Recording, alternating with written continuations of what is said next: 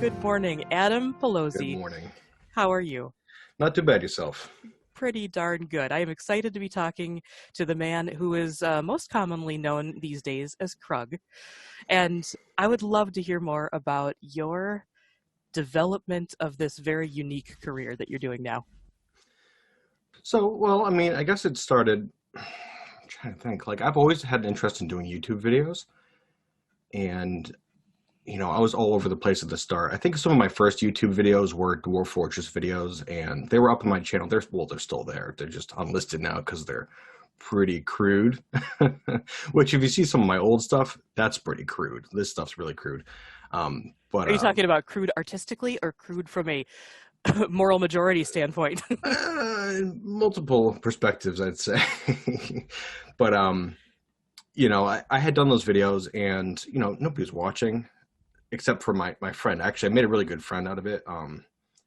And his name, we'll say Dwarf Comic, that's his screen name. And, we started talking back and forth and, I still talk to him to this day. And he really enjoyed those videos. It was tedious for me. I didn't really enjoy it too much. And after it was done. That was it. A couple of years went by and he had been pestering me to do some more. And I was like, no. I just kept saying no, putting it off. And then it was like halfway through 2016, I was like, you know what the heck? We'll make some more videos. I was bored. So I started a series and just started recording Dwarf Fortress and talking about whatever. And yeah, that was that. And I was going to it didn't go for very long. I'm not very good at Dwarf Fortress. And so my fortress had crumbled. Should I explain what Dwarf Fortress is? Maybe. I think that would be wonderful. Let's throw it in for people who, and I'm guessing 99.9% of the people listening will not be intimately familiar with Dwarf Fortress. That's true. I'm so used to talking to people who know everything about Dwarf Fortress. But Dwarf Fortress is a game where you control a settlement of dwarves who embark into an area and have to try to survive. And there's sieges and warfare. It's an incredibly complex and deep game it's still in the works, but it's been in progress for 16 years now. So there's a lot to it. And the really unique thing about it, in my opinion, is that there's no graphics. It's not 8-bit. No. It's not 24-bit. It's nothing bit, basically. It's no. I liken it to like a book, like you have to read a book and you picture everything in your head. It's kind of like with this. It looks like trash, but it forces you to imagine it, which is what I like about it. And that's where your unique genius, your incredible take on the gaming stream popularity of today comes in, because you don't just play the game and talk about what you're doing in the game. You talk about the game in a meta sense. You literally are describing what's happening on the screen, because for people who are looking at the screen, it's a bunch of X's and R's and pluses and dots and dashes, and it doesn't necessarily translate to people like me who are not intimately familiar with Dwarf Fortress.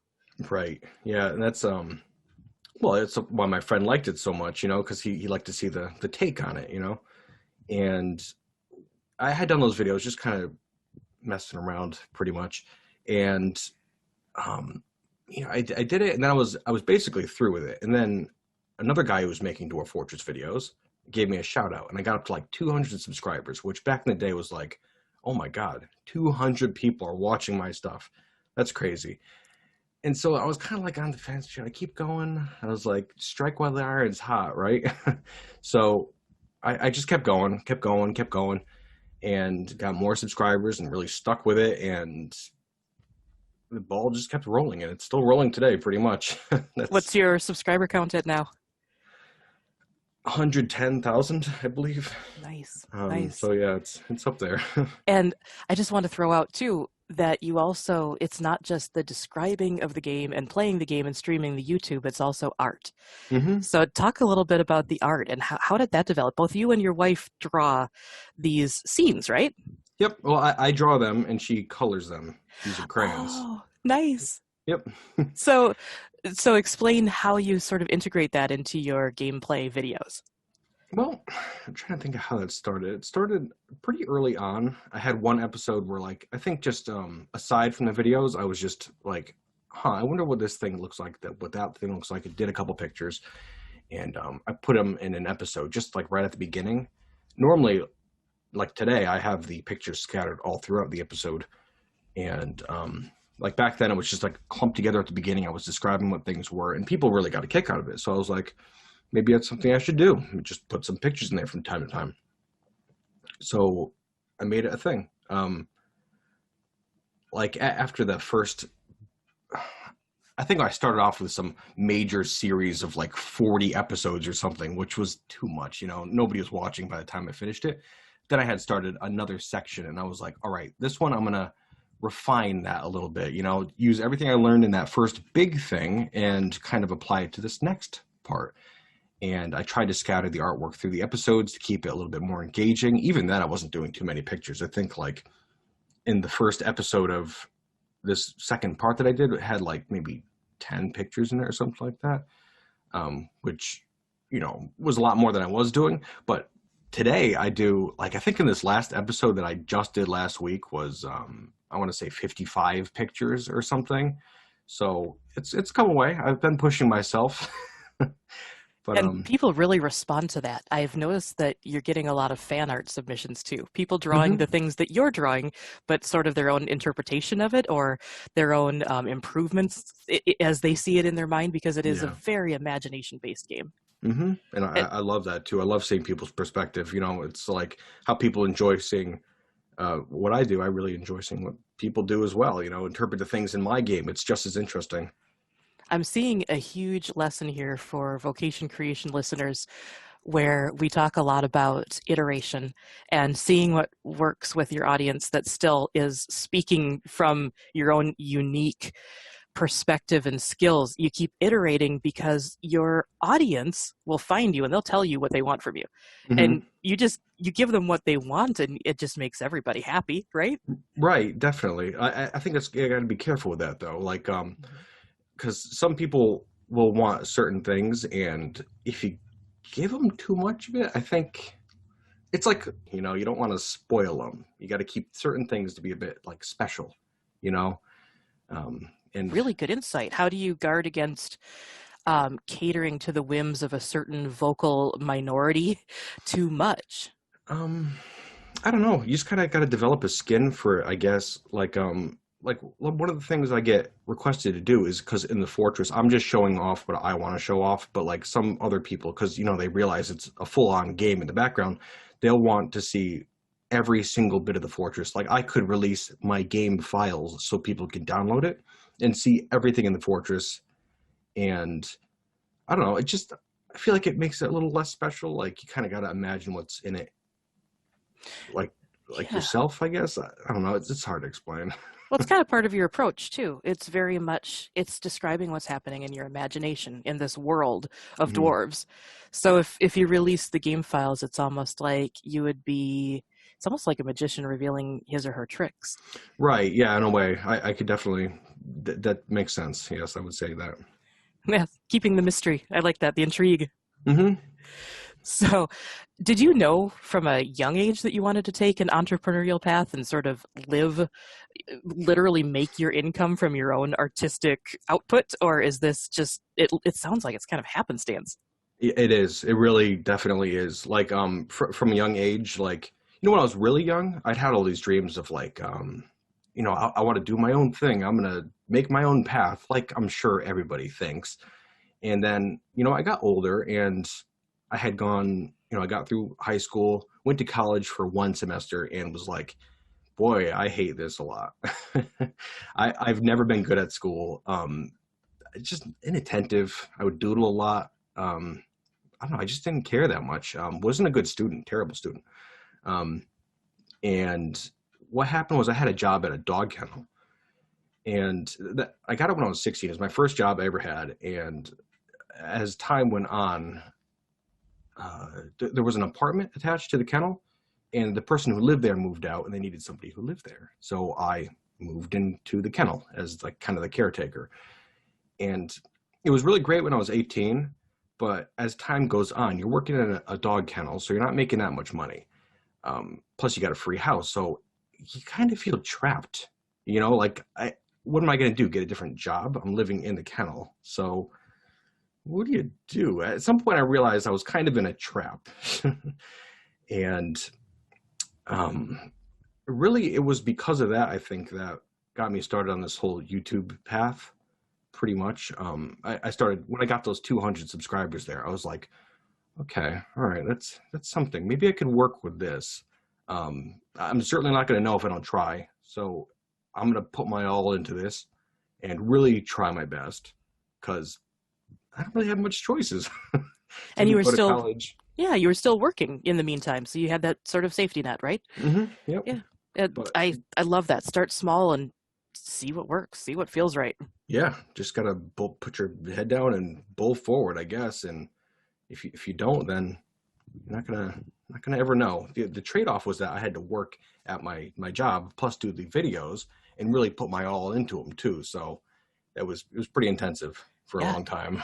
yeah, absolutely. Especially if you don't know where it's going or if you really want to take it into something larger. hmm How did you actually make that decision to leave the world of employed work and just make a living being Krug?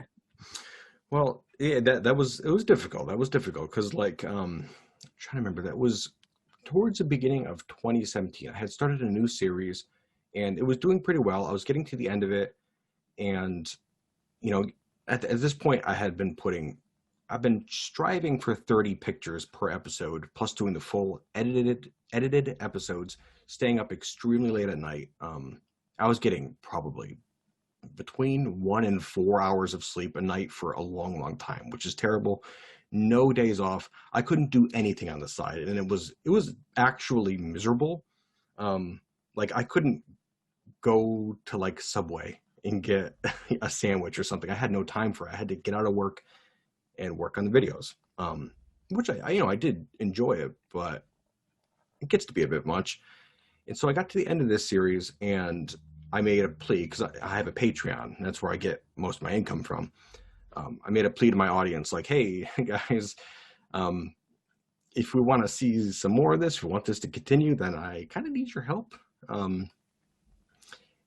And that was right before the end of the series, maybe like 5 episodes away from the end or something. And people really came forward and helped me, and I think it's because they saw how hard I was working. I guess. And even at that point, I wasn't really making that much, not enough to strike off my own, but I was like, I can't do both. I got to choose one or the other. And really, I didn't like working at the kennel all too much. I love dogs. Don't get me wrong. But like, when you're 30 years old and you're scooping up dog poop for a living, kind of loses its appeal in a way. So you're saying being a YouTuber is better than scooping poop. This is really good information. Follow your dreams, people. So, do you have a team at all, or do you do literally everything yourself? I do everything myself. I do, recording, editing, draw the pictures.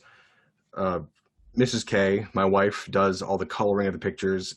And I've got one guy, North Dog, who does a little bit of inking. He helped me out a bit in the past, but again, it kind of comes with the whole iterations thing, trying to refine what you're doing yourself. Like, because it still takes a phenomenal amount of work. I think I'm a bit of a workaholic, actually. So my work week is like, I'm going to say 60 hours bare minimum. Wow. It gets pretty miserable even now, but like I love it, which is weird. It's a weird thing. Anyways, I'm always trying to figure out ways to make it easier for myself, and so I wanted to get an inker. And so when I would draw the pictures just with pencil, I'd have him go over and like ink the whole thing out for me, so Mrs. K could color it. But then I had to learn that having somebody else to rely on like that can make things a bit more complex because they have to be on time. You got to pay them, so it takes away from your income, and it's such a learning process. Pretty much, I guess, is what we're going for. Yeah. Try new things. You never know what's going to work. Right. And when you find the thing that works, then you just hang on to it until something better comes along and you try again, right? Right. Yeah. Exactly. So let's talk numbers. What can you share about your income from being an artist, game streamer, YouTuber, and do you have any other plans for monetizing what you're doing in the future? Well, I've always been an extremely non-money minded person. Like I just kind of go with the flow. I check the bank account. Oh, $5 in there. Guess I'm not eating that much. That's fine. Like I don't care that much, I guess. Right now I'm doing extremely well. Uh, Compared to when I first started, I was making like I'm trying to think, maybe like 1,500 on Patreon. Not much else on the side. YouTube doesn't give you much. I think probably back then I was making $50 a month on YouTube. And that was the entirety of my income. Besides Mrs. K, my wife, was working at the dog kennel still, so she was making the most of it. But over time, it's increased bit by bit by bit, and yeah, it's still going up to this day. So that's That's good. wonderful. Yeah. Yeah. So as you said, Patreon is basically the vast majority of where your income stream comes from. Then. Mm-hmm. Yep. Yep. Good. Yeah. It helps to look around for other ways to get the money though. We um gotta find some way. I do sell merchandise too. I've got a Teespring account, so I sell T-shirts and that sort of stuff. But again, I don't really get that much from there either. So, do you have any plans to introduce any additional sources of income into the Krug brand in coming up at all anytime soon? Not really. No. It was my hope that at some point down the line I could you know get my wife out of her job and like she could help me with this sort of stuff. But again, I don't know like what she could help on exactly. I was thinking like, maybe different kinds, because like when you have a Teespring, um, a shop, you can only sell certain items like t-shirts and hats, pretty boring items. But if I had her available to mail stuff out and sort out that kind of stuff, then I could get all kinds of crazy stuff. Like, I've got like these coins here that I had made at one point and sold to Oh, certain the people. medallions, those are really getting huge in Hmm. collecting circles right now, I see. Yeah. So, I could order stuff like that and have her send them out, manage all that stuff. But, as it is, it's too much. I couldn't like, order them and send them out to people myself. It'd be too much to risk, really. Right. And then But, you become basically a warehouser and right. shipping guru instead of a YouTuber and artist Hmm. and streamer. Yeah. And that's what people are here for. I got to really, I guess, focus on what people are there for and realize that. Every once in a while, I'll have other people pop in and be like, you should play this game. You should play this game. You should do this. And while it could seem like a good idea, the majority of people on my channel right now are here for Dwarf Fortress. So I don't want to like betray the people who are there specifically for that. You Well know? put. Right. Yeah. You know your core audience and you know what they want. And I could imagine that if you were not spending 60 plus hours a week on Dwarf Fortress, you could do a little branching out, but Right. that's kind of your bread and butter. It's a really hard choice to make. Yeah. Do you Hmm. take away from one thing to try something new? Or do you stick with what people are, expecting from you as Krug? You're the Dwarf Fortress guy. Right. That's a tough thing to wrestle with. Do you It, go it back and is. forth? Not really. No, I've thought about it in the past, but like there was one point a long time ago where I think it was like towards the end of 2017, I had tried something new. I played Dungeons and Dragons with one of my friends, and I made like a animated thing to go along with it. And um, it wasn't too well received. People did like it, but only a fraction of my audience, because that's what made me realize that maybe I shouldn't branch away too far from Dwarf Fortress, because even this, while it's the same, it's me interpreting ideas and having to like put it down on the screen for people to see. It's still not quite the same, So Yeah, for like, me, it's almost identical in my head. That's how I've described Dwarf Fortress to a few people. It's like Krug is the GM or the DM, however you want to put it, and he's yeah, he's narrating the adventure that everybody is sort of playing. Only he's the one playing, so it really is analogous to Dungeons and Dragons in my head, but apparently not to everybody. no, yeah, it's and the internet's weird too. Like you do something a little bit different, you're gonna have a group of people who go ballistic, and that can get you down sometimes, to be frank. But it's the internet, and you gotta develop a tough skin, or else you're not gonna be able to be successful, really. Yeah, that actually brings me into a question that I'm interested in knowing your take on. There are some difficult moments in any business, whether it's you're employed or you're self-employed, and when you're online and you're a public figure and you get people's opinions coming at you from all directions, it has got to be a very difficult situation. How do you stay focused on being positive and moving forward? Hmm.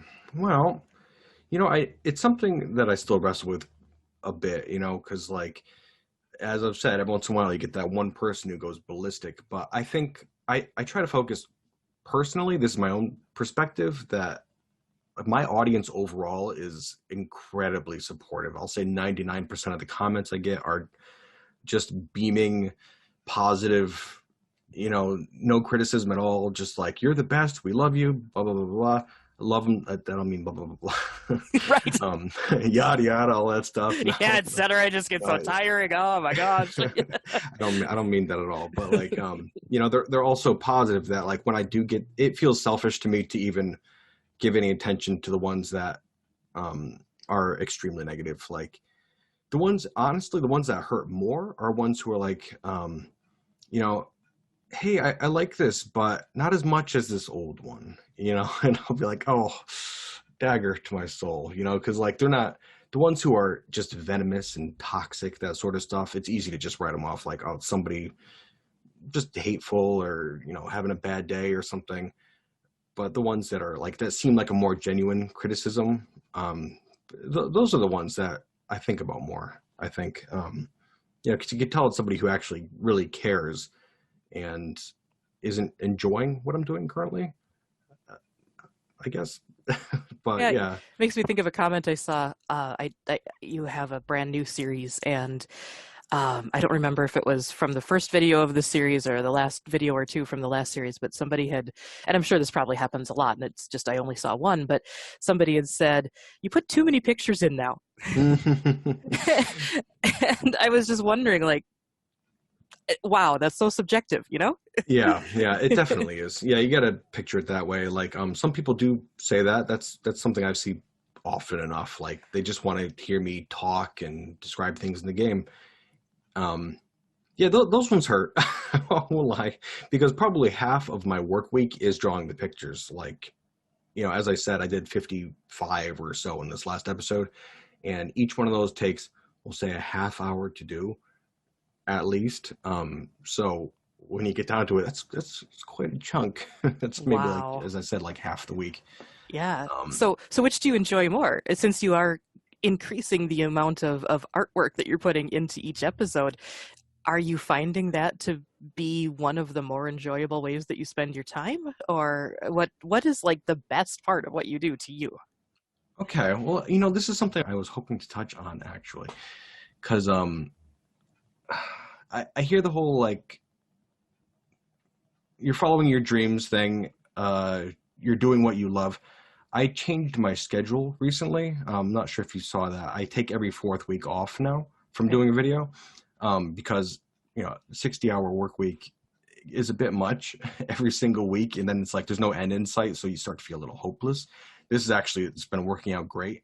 But when I had done that, I got a couple bits of criticism there. Again, 99% of it was great, but like a couple little people were like, you're doing what you love, so why should you take any time off? That doesn't make any sense. And yeah, you're doing what you love, but you could do something you love 60 hours a week, every single week with no end in sight, and it gets to be a bit much. Like, I'm not sick of Dwarf Fortress. I'm not sick of drawing. I'm not sick of editing, making videos, anything like that, but 60 hours a week, Right. It's a lot no matter how you slice it. I love playing Dwarf Fortress. I love drawing, but I don't necessarily enjoy drawing to the level I do, 55 pictures a week. I don't enjoy editing videos so much. I don't enjoy all the back end sort of like management behind the scenes where like, dealing with people who got criticisms and that sort of stuff. There's just a lot of unpleasant stuff that goes on with this shtick that people don't see. Like, what I would truly enjoy is playing Dwarf Fortress, period. Playing Dwarf Fortress and maybe doing a couple pictures and showing it off on the internet. But you can't make a living like that. It's not possible. And I think that probably goes with a lot of this sort of stuff. Like if you enjoy something, you got to figure out how to turn it into something that works, you know? And I think you just got to work hard and try new things and try to twist it into something that works, you know? And like say when I got it to work, when I finally realized like, hey, this is working for me, I had to like look around and say, but I'm working 60 hours a week. And that's an awful lot. Then you have to twist it farther and say, okay, I'm going to take every fourth week off so I don't go insane in the long run. And it just, yeah, it's like just twisting and figuring out how to make what you love work for you. That's kind of literally my catchphrase. So it's Okay. amazing to hear it come out of your mouth. Yeah, because it is, you're right. It's different. It's different doing something you love as a hobby Hmm. versus the way that you pay your mortgage and buy your groceries. Right. Um, it's and I've heard from people, many times over the years who have tried to monetize something that they loved doing and ended up hating it in the long run and Yeah. wish that they had not tried, turning it into something that brought them income. So I really do believe in what you're saying, that it's not just quote unquote do what you love and you'll never have to work a day in your life. You have to work, Hmm. because Hmm. if you don't work and if you don't put something out of value, it really comes down to the value. People will reward you for the value that you give them. And if I love sitting and eating candy, great, no one's going to pay me to sit and eat candy, well, except for now Right. those like mukbang videos. But Yeah. that's a whole different thing, right? I guess people are making a living sitting and eating candy, so never mind, ignore what I I'm guess saying. I know it's weird. It's weird. It's quite a world we live in, isn't it? Yeah, yeah. I see a lot of people too who see like a YouTuber and they're like, okay, well this guy's just playing Dwarf Fortress. Like back when I had started making these videos, people were making Dwarf Fortress videos too, but like it would just be they're playing Dwarf Fortress and it's on the screen, and as we said, you don't know what's going on the screen, you know. So like, they're just playing it and talking completely unedited or whatever, and that's fair enough. But like, you're not gonna make that work, you know? So like it's something I wanted to do. I gotta figure out how to make this work. And so like I asked my friend that I was working with, um, like what could make you watch one of these videos? And he's like, nothing. I hate Dwarf Fortress. And I was like, well, I know that, but you like Lord of the Rings. And he's like, yes. And so I had to be like, well, what could make you watch one of these videos? I don't care what it is. Like even the most insane thing, just tell me what would make you watch this, you know? And just going by his feedback a little bit, like more pictures, more editing, music, that sort of stuff. You know, it just I try to get more people into the game too, because it's an amazing game. And Yeah, and I love that you said that you actually literally asked someone who wouldn't watch otherwise, because right, what a wonderful focus group of one to yeah, say, you know what, if it was like this, I would actually have some interest, because it's interesting, because you're going to get a whole different point of view than people who just love whatever you do no matter what you do just because they love you. hmm, They're going to just be like, oh, keep doing what you're doing, and you may never actually grow or iterate into right. something that's even better. That's the truth. That's why it is important to listen to criticism. Definitely, definitely important. And I feel like I gotta ask for it sometimes because 99% of my comments are so beamingly positive that it almost feels like too easy sometimes. You know, like I want that criticism. I want to hear somebody, you know, with like thought out ideas on how I could improve myself, improve the videos, that sort of stuff. It's a really good point, because when you are self-supporting and you don't have a supervisor and a manager and a boss and a VP of the corporation above that, you're not getting that external feedback from your Yeah. daily work. You have to develop yourself. Do you work on like self-development? Do you ever read books or subscribe to blogs, or are there resources that you use to continue to learn and grow and develop yourself as both a YouTube gamer, an artist, and just as a human being? No, no, Nope. no. It's kind of goes along with the whole school thing. I was Mhm. terrible in school. I really don't like learning, I think is what it is. I really like teaching myself stuff. Um, I guess that's really it. You know, I like learning things my own way, and it annoys people because I do that in Dwarf Fortress too. And like every once in a while, people will be like, "Why don't you do it this way? Like this is the way to do this." And I'm like, "Well, I don't know. I'm just learning it myself. It's fun for me." And a lot of people do like that as well. But So you're very much a hands-on, just get your fingers in it and see what happens kind of a person. pretty much, it doesn't work out. I'd say it works out maybe a quarter of the time, but the other times just have fun with it. I of course, that makes me flash back to earlier in our conversation, and I'm wondering how much hands-on getting your fingers in the dog poop did, but that's just neither here nor there. So sorry. It's all good. Edit. If you had just one piece of advice to someone like just starting out, clearly your area of expertise is being a YouTuber. And I Mhm. realize I've been using the word streamer, but you don't actually do like live unedited streams, do you? No, no, no. Okay.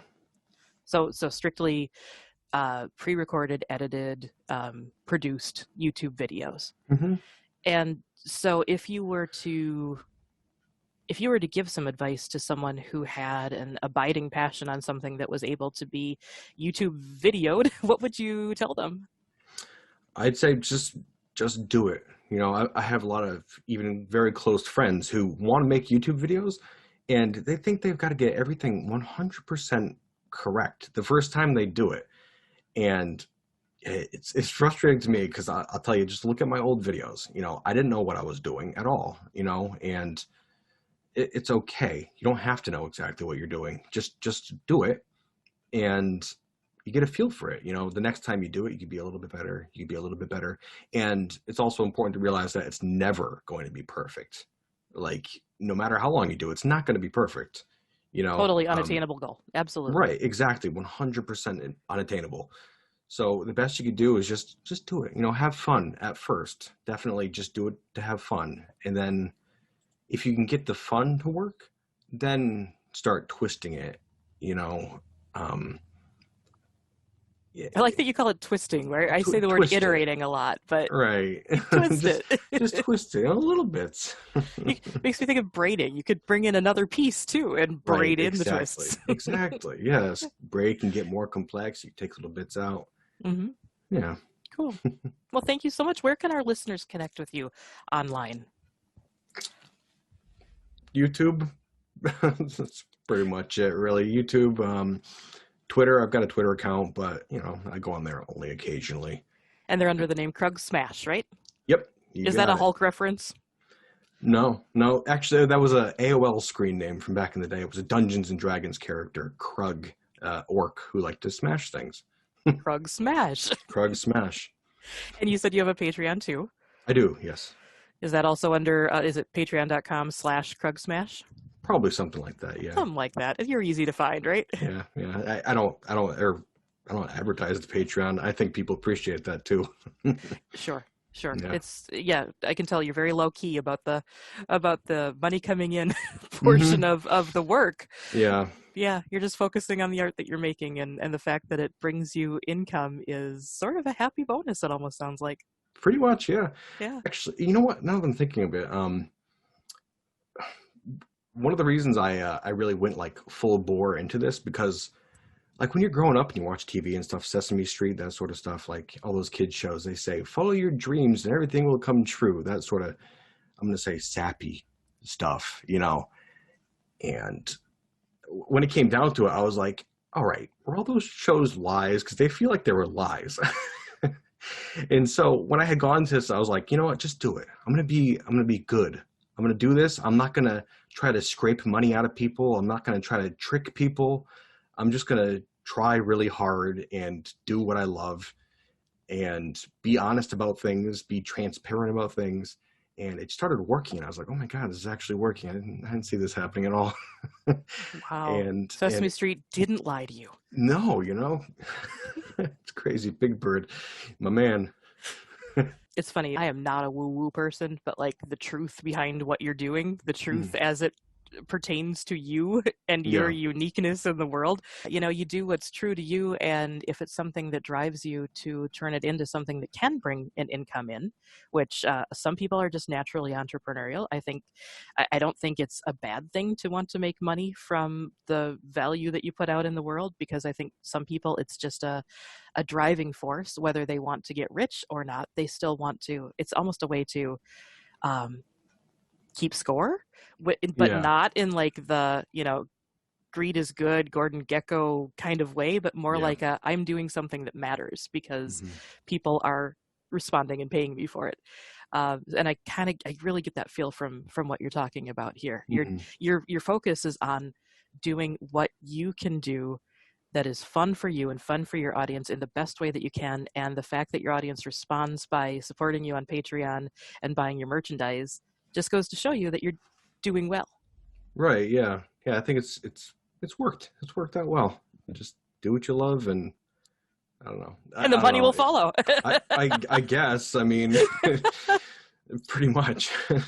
Darn it, you just changed your whole philosophy on life in the last half hour, didn't you? Yeah, I guess. So, is there anything left that I haven't asked you that you would like me to ask you, or anything that you'd like to add? Just, well, if you're thinking about doing your own thing and you want to make it work, I think the most important thing is to not lie to yourself and realize when, because it's easy, um, realize when you're being lazy. Like, you really got to try. You got to do your honest best if you want to make something like that work. And that's pretty much it.